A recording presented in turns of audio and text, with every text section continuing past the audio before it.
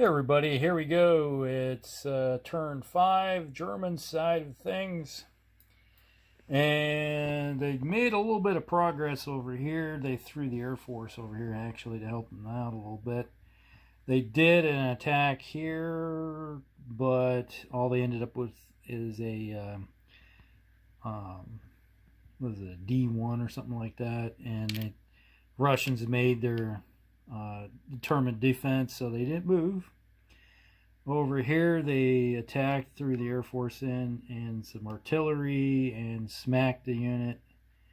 And is this? No, that's not them. Well, it was. Where'd they go?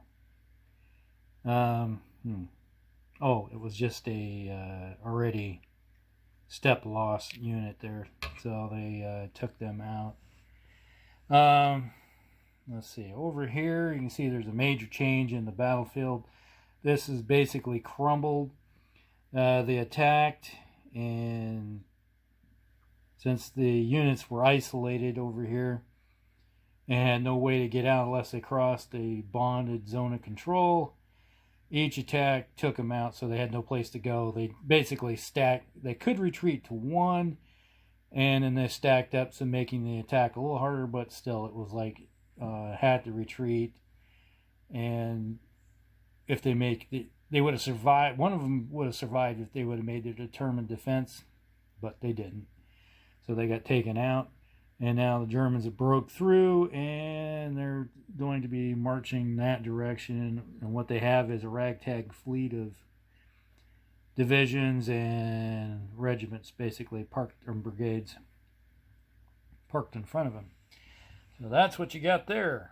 Over here, the defense around here is basically kind of crumbled. The Germans came around the backside with their armor and cut the area off, and then they made their one attack across the way and forced the units to go into full retreat. That's where they had room to escape out, because they had a unit right there across that. It would have been a bonded defense right there, but they were able to escape through, move to there, and then escape out. So they didn't get totally eliminated, so they had a place to go, and that one.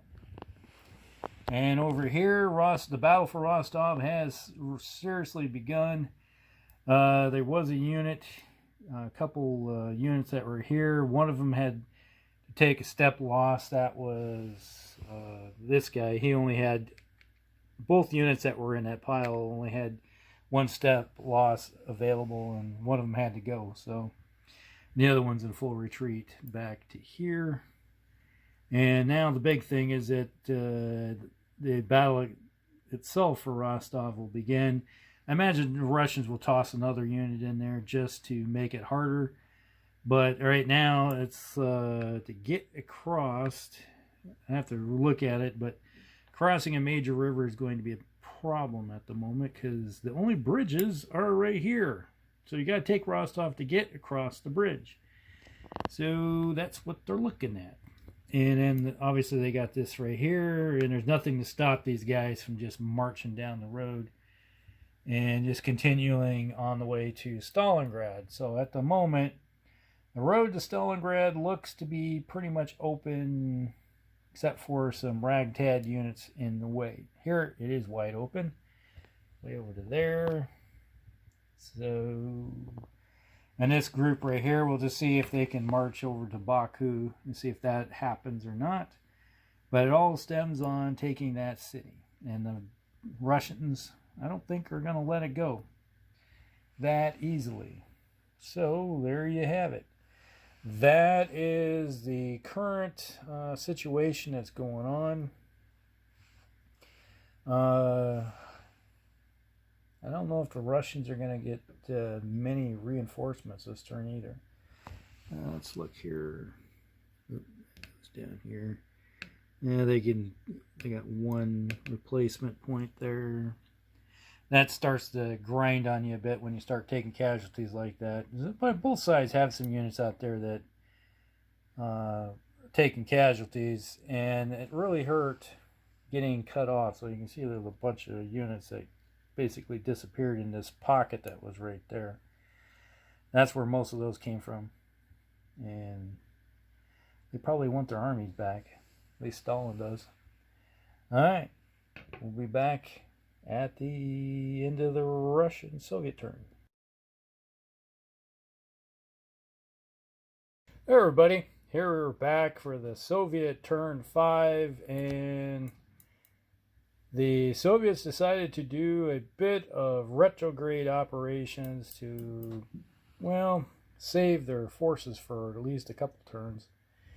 They looked at the good defense that's parked on this side of the river and decided that's the best way to handle this northern front for the moment and cut down on the casualties, because you look at the way the roads go and the rail lines, they got to defend certain areas at the moment. So if they can hold some of these areas, they can probably next turn start pulling some units out of here to start forming a defense down this way, because you can hold better on a river than you can out in the open.